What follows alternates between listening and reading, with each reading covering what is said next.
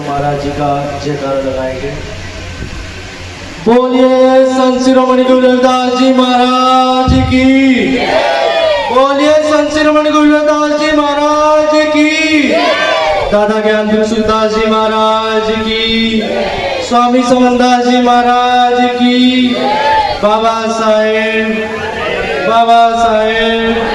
अपने माता पिता की, क्योंकि माता पिता सबसे ज्यादा जरूरी है, ठीक है, क्योंकि उनसे ही महाराज रविदास जी आए हैं, महाराज समनदास जी आए हैं, दादा ज्ञान भिक्षुदास जी आए हैं और बाबा साहब भी हैं। मेरा परिचय तो आप लोगों के सामने हो ही चुका है, संचालक जी ने मेरा परिचय दे दिया है। मैं डॉक्टर विशाल कुमार मैथानी, मुजफ्फरनगर रोड कोटा में मेरा अपना नर्सिंग होम है। पिछले 3 सालों से मैं इसी कार्य में डायरेक्टर भी मैं ही हूँ और डॉक्टर भी वहाँ पे मैं हूँ। मौजूदगी मेरी रहती है 24 आवर। हालांकि मैं अब सत्संग भी करने लगा हूँ, पिछले कुछ सालों से मैं सत्संग में नहीं जाता किसी वजह से। आने वाली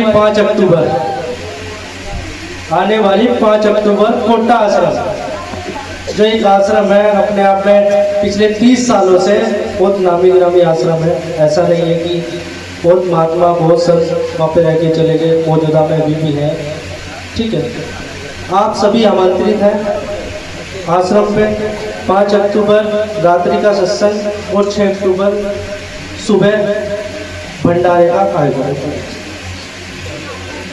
ज़्यादा ना कहते हुए आप लोगों से सिर्फ एक ही बात कहूँगा मैं, क्योंकि समाज तो सुधर गया है, पर कुछ समाज में रहने वाले हम में से बच्चे जो अभी भी नहीं सुधरना चाहते, जो दारू का सेवन कर रहे हैं, चरस गांजा, हम लोग बहुत ऐसे बच्चे हैं जो इन चीज़ों का सेवन कर रहे हैं हमारे समाज में। तो बहन जी रेणुका जी से मैं एक अरदास भी करूँगा कि आप अगर भजन गाएं बाबा साहब के, तो इन लोगों के ऊपर भी एक भजन बनाएं, क्योंकि जो ये लोग हैं दारू बीड़ी सिगरेट पान तंबाकू और चरस, हम देखते हैं बहुत बच्चे ऐसे हैं जो हमारे आज भी इन चीज़ों के आदी हो चुके हैं, बहुत ज़्यादा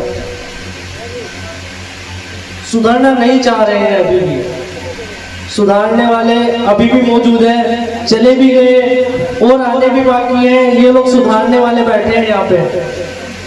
रितेश बारिक जी ने एक बात कही थी, मैं जरा अपना उनका ध्यान केंद्रित करना चाहूँगा अपनी ओर, कि पाखंडवाद जो हम लेके बैठे हैं ना, पाखंड हमारे घर में सबसे पहला पैदा होता है। कहाँ से होता है? घर में, अपनों से। किस लिए? विदेशी में आपसे बात कर रहा हूँ, किस लिए मैं बता रहा हूँ। पाखंड जो होता है परिवार, सबसे पहले एक दूसरे की बुराइयां करना, वो पाखंडवाद है। मैं आपसे ज़्यादा बड़ा तक तो नहीं हूँगा महाराज, थोड़ी सी समझ चाहूँगा कि आपकी बात को रखते हुए, क्योंकि पाखंडवाद घर में से पैदा होता है। कहाँ से होता है? घर में से। क्यों होता है मैं वो भी बता देता हूँ। जो हमारी चाची ताइयाँ हैं, माता है, बहनें हैं, नई नई शादियाँ होती हैं उन लोग, तो एक दूसरे के यहाँ जाती है, आती भी है जाती भी है, परंपराएं चलती रही और ऐसे ही चलती रहनी चाहिए। अब क्या हुआ, सास आई, खेत से आई बेचारी काम करके, और बहू घर के अंदर पंखे में आराम से एसी में फुल मजे से लेती है। तो पाखंड ये होता है, उसको पानी देने की बजाय अरे इसका तो यही काम है, ठीक है, आ गई केस है, इसको तो यही है, सर में दर्द हो गया, फलाना ढिमका, ससुर आ गए, उसको भी ये बात होती। तो पाखंडवाद ये है। जब हम अपने माता पिता की सेवा कर सकते हैं, तो दूसरे के माता पिता की क्यों नहीं कर सकते? क्यों नहीं कर सकते? अपने माँ बाप की सेवा नहीं करके आए, उनको नहीं हमने पानी दिया? या दूसरे के माँ बाप, लड़के के माँ बाप नहीं है, तुम्हारे माँ बाप है, या तुम्हारे पेरेंट्स है। ये सोचने वाला है, ये पाखंडवाद है, ये असली पाखंडवाद है। यहाँ से होता है पाखंडवाद से। फिर क्या होता है, हमारी जो बच्चे हैं वो जा रही है, हमसे सीख के जा रही है, उनकी जो भाभी आ रही है उससे देखिए किसी ने हमारे माँ बापों के सामने ये किया था, तो हम क्या करेंगे, हम भी उसके माँ बापों के सामने वो करेंगे। तो ये पाखंडवाद है। और देवी देवताओं को पूछना, ये तो सबसे बड़ा पाप हो गया है। ठीक है, 33 करोड़ होते हैं, अगर ये 33 करोड़ होते थे 3-4 करोड़ को नौकरी क्यों ना दे देते? ये देश आजाद क्यों ना करा देते हैं? ये संविधान क्यों ना लिख देते हैं? ये गायक इतने लोग गा रहे हैं, ये गायक क्यों ना लिख देते हैं? ये गाने क्यों ना लिख देते हैं? 33 करोड़ ये थे नहीं यहाँ पे मौजूद? बताइए आप पारसी जी, रितेश पारसी जी, ये थे ना यहाँ पे मौजूद 33 करोड़? महोदय 33 करोड़ देवी देवता मौजूद थे ना जी, मौजूद थे।